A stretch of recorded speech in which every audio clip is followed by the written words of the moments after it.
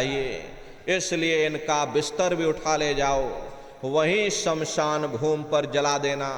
लेकिन उसने कोई सोने की अंगूठी पहनी होगी, गले में कोई सोने की चैन पहनी होगी, तो उसे धीरे से उतार करके जेब में रख लोगे।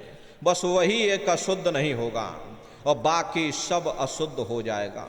हरे महात्मा कहते हैं कि भाई कुटुंब परिवार मतलब का, और बिना धन पास नहीं जाए।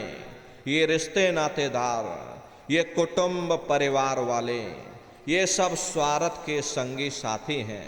प्रेमी भाई बहनों, आज तुम्हारी जेब में पैसा है तो सब जैसे तैसे तुमसे रिश्तेदारियां कायम कर लेंगे। आज जेब खाली हो जाए, कोई किसी को याद करने वाला नहीं। प्रेमी भाई बहनों, 13 दिन बाद 13वीं मना देते हो, लड्डू पूड़ी पकवान बना करके खिला देते, फिर जाने वाले को कोई याद नहीं करता। अभी बूढ़े बुजुर्गों से पूछा जाए कि क्या तुमको तुम्हारे माँ बाप की याद आती है, तो कहेंगे भाई नहीं आती। अरे क्यों नहीं आती?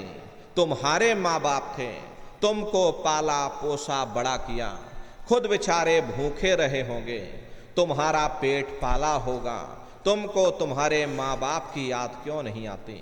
क्योंकि तुम्हारे सामने तुम्हारे ये लड़के बच्चे हो गए, तुम्हारे नाती पोता पंती और संती हो गए, इसलिए तुम अपने माँ बाप की यादों को धीरे धीरे भूल गए और नई यादों में धीरे धीरे बस गए।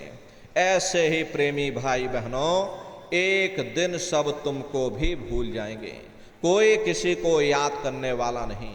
ये कहानी तो शमशान भूमि पर समाप्त हो गई। उधर देखो क्या होता, तुम्हारी जीवात्मा को ले जा करके ऊपर धर्मराज की कचहरी में पेश कर दिया जाएगा। वहाँ पलक झपकते ही तुम्हारे अच्छे और बुरे कर्मों का हिसाब किताब हो जाएगा। धर्मराज तुमको सजा सुना देंगे कि ले जाओ इनको फलाने नरक में डाल दो, क्योंकि मैंने इनको मौका दिया था जब ये माँ के गर्भ में उल्टे लटके हुए थे, सिर इनका नीचे था, पैर इनके ऊपर थे।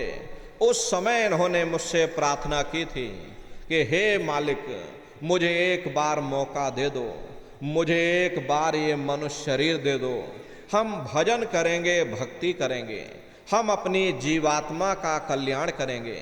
तो मैंने इनकी प्रार्थना को स्वीकार कर लिया और इनको मैंने सुंदर सा मनुष्य शरीर दे दिया और कह करके मैंने भेजा था कि भाई ये मनुष्य शरीर ये किराए का मकान है, ये तुम्हारा अपना नहीं है। अगर ये तुम्हारा अपना होता तो हमेशा तुम्हारे पास रहता, ये तुम्हारा अपना नहीं। ये मैंने तुमको कुछ समय के लिए किराए का मकान दिया है।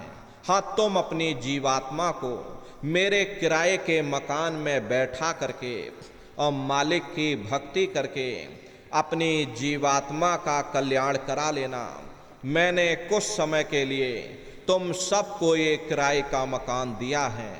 जब समय पूरा होगा मैं अपने सिपाहियों को भेजूंगा, उस समय पर तुम मेरे मकान को खाली कर देना।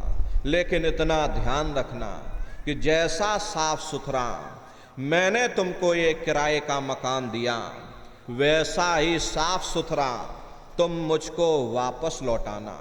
लेकिन इस किराए के मकान में बैठ करके इन्होंने अच्छे बुरे कर्म कर डाले। मेरे किराए के मकान को इन्होंने अपने कर्मों से गंदा कर दिया, इसलिए कर्मों की सजा इनको मिलेगी। ले जाओ इनको फलाने नरक में डाल दो। हरे महात्मा कभी झूठ नहीं बोलते। महात्माओं ने जब साधना किया, साधना करके जब ऊपर गए और ऊपर जा करके जब उन्होंने नरकों का हाल देखा, तो हमारी आपकी जानकारी के लिए उन्होंने धर्म ग्रंथों में लिख दिया कि लोह के खम्भ तपत के माही, और जहाँ जीव को ले चिपकाई वहाँ लोहे के खम्भे अग्नि से धधक धधक कर लाल हो रहे। ऐसे खोटे जीवों को उन खम्भों